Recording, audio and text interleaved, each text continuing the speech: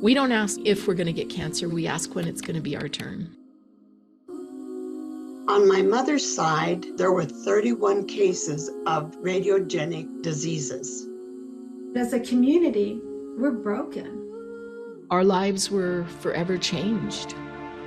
And there's not a single reflection of that in the Oppenheimer movie. We bury our loved ones on a regular basis. We have nothing left to give, and somebody someday is going to have to acknowledge that.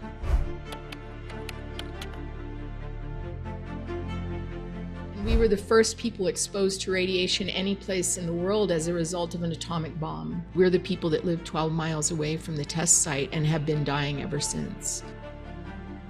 We have to hold bake sales and car washes and garage sales to generate cash to help families to take their kids to treatments.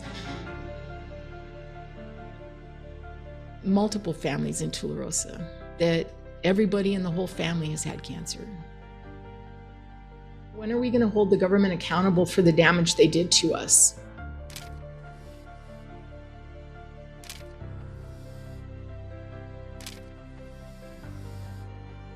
So we're the forgotten collateral damage of the Manhattan Project and Oppenheimer's bomb. The Oppenheimer movie had every opportunity to jump into this a little, and they chose not to, which I believe is a horrible oversight on their part.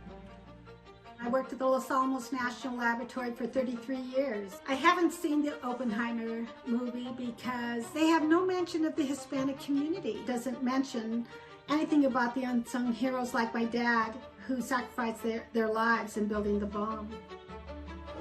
Welcome to Los Alamos. If there's a boys' school, we'll have to commandeer, and the local Indians come up here for burial rites, but apart from that, nothing. 40 miles, any direction. That one's like a knife in my heart.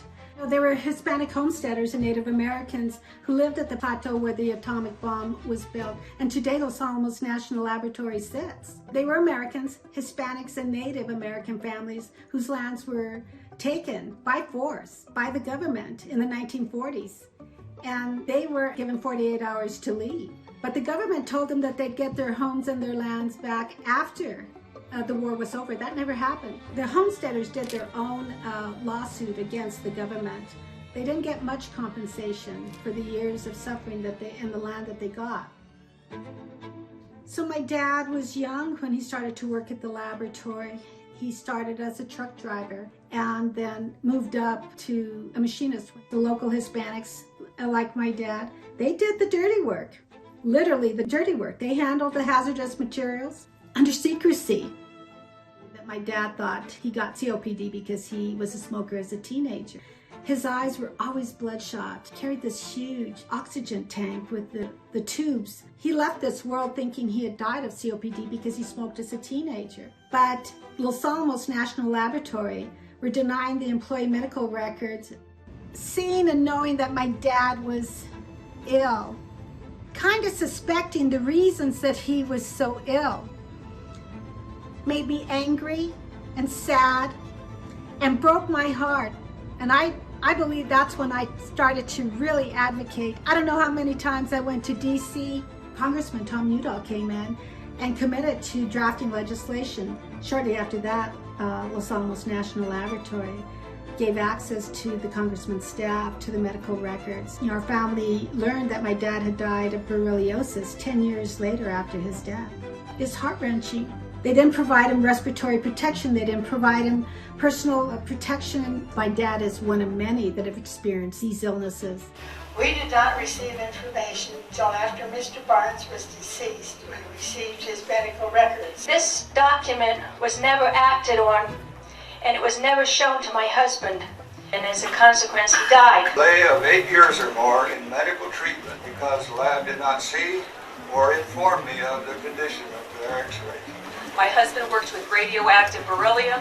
I didn't know that it could possibly kill him. Technicians that work up there right now, their children's children are going to be exposed. I'm here speaking on behalf of my dad because my dad cannot speak. I'm hoping that this never ever happens to anybody else's father because it is too heartbreaking. As a community, we're broken because the loss of our loved ones. That's when I started to take on my advocacy, when I saw my dad suffer. By that time, we started to organize. The lawsuit represented Hispanics and women on pay equity. The case was a landmark decision for Hispanics, unprecedented case.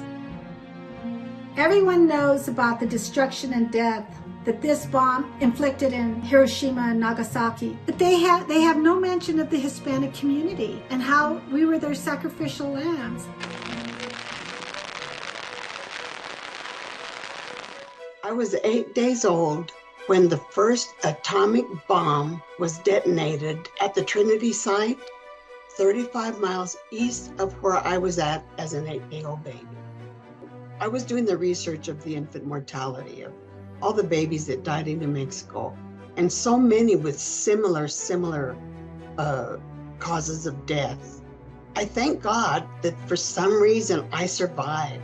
And I think I survived so I could do the research. I truly believe it. I believe that it's a story that needed to be told, because we've always been told there were no casualties to the Trinity test, but there were. Our babies. They ruined our land, our water, our people. The generations of cancer that we go through is a stress. My family alone is 5 generations deep with cancer. On my mother's side, total, there were 31 cases of radiogenic diseases. 22 had cancer, and 7 died from cancer. If we are ever approved for the Radiation Exposure Compensation Act, or RECA, that would provide people that are without insurance with health care. 23-year-old niece going to college in California, now diagnosed with thyroid cancer. Her life upended the same way mine was when I was 39. We don't have a dime for the people exposed to nuclear waste and radiation by their own government. It is not right. So this bill would expand compensation to those folks, dating all the way back to the original Oppenheimer era, the Manhattan Project, and it would reauthorize the program. It's vital we get it passed.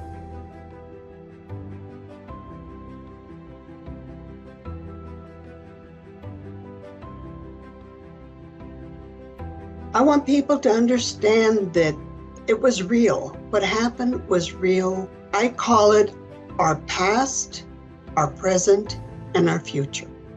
Because the half-life of plutonium is 24,000 years. That's like 7,000 generations. We're never going to get over this, never. I've seen the movie Oppenheimer, and I am so grateful to them for one thing. They made the atomic bomb tested in New Mexico a reality. And it has opened the eyes of a lot of people that were unaware. Oppenheimer tells the bomb was tested. The documentary, First We Bombed New Mexico, tells the results of the bomb. And so we are attending now many film festivals around the country. We're finally getting credibility, we're finally getting acknowledged, and we're finally being recognized as victims.